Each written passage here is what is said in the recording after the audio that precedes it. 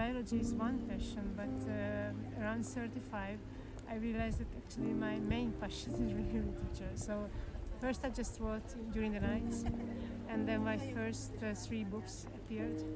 Then I cut back my working hours, and for a while it worked part-time, but then I just quit. So right now I'm freelancer and I'm full-time writer, and I don't know how long it may work, but I'm enjoying this time and cherishing it very much. I'm still, I think, not fully aware how much it comes into my writing. So I realized when I'm writing about a topic which is biology related, like I realized that, I don't know, my heroine is a pathologist, but I just last week I was told by someone, do you know that so many of your metaphors are natural, and it's so amazing, even names, you are always giving animal names, and I realized, oh my God, that's true. And what I don't realize is that it's really coming from me, and other people don't do it so often. So obviously it is also something that I'm very much, thinking all the time about biology, I think, beneath, and it just goes through the writing, and you can just find it in the texts. I went to Germany, working in the Max Planck Institute. And it was a truly international environment, so there were people from all over the place. Of course, not only European, there were also from Australia, also from Eastern Europe, but there were a lot of people from India. And I felt this is an experience which is really, really very typical of our age. And so there are lots of interesting interlingual questions there too. And this really interested me as a writer, because maybe I live in Germany, but I'm still a writer. I'm still thinking and start writing, and sometimes at a certain point, when I'm at a certain level, these sentences which go on the paper will be in German.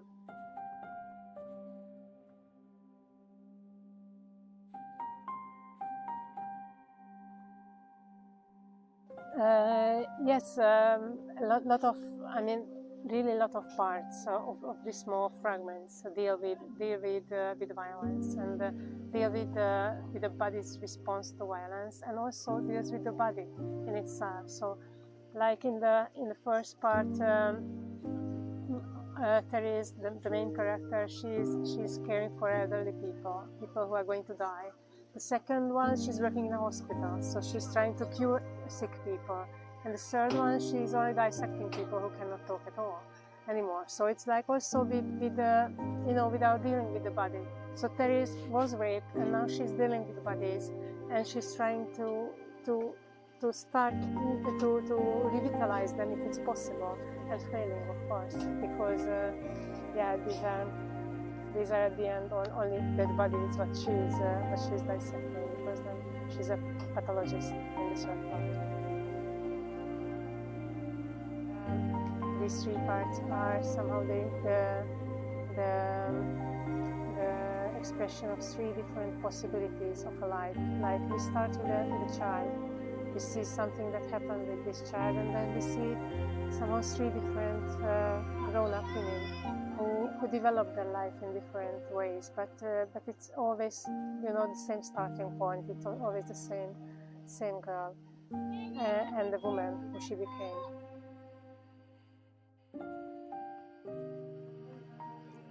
No, it's something that's also a bit, I think, hot topic right now. So we are, of course, before. I'm not saying before Me Too, because that's not really true. But I don't know, 50 years ago, when violence occurred within the family, this was almost never really spoken out. Also in France, I suppose. It was really just something which we don't really talk about, right? And I also listened to several oral testimonials of elder women, especially Holocaust survivors, but also to others in Hungary. There are a lot of these testimonials. And sometimes when there is something, just reminding us to violence, they start to fall back to silence. So these old women who are like 80 now, they don't talk about violence. They don't talk about the body. They don't talk about the things, like they never mention what actually happened here when the Russian soldiers came in when after the end of the Second World War, and how women were raped. They don't talk about it. That's not something we should discuss, they say. And obviously, rape happened. So this was a lot of culture of science within the family or within the society even. But now it's getting looser. Women start to talk, and that's why I'm saying it's a hot topic.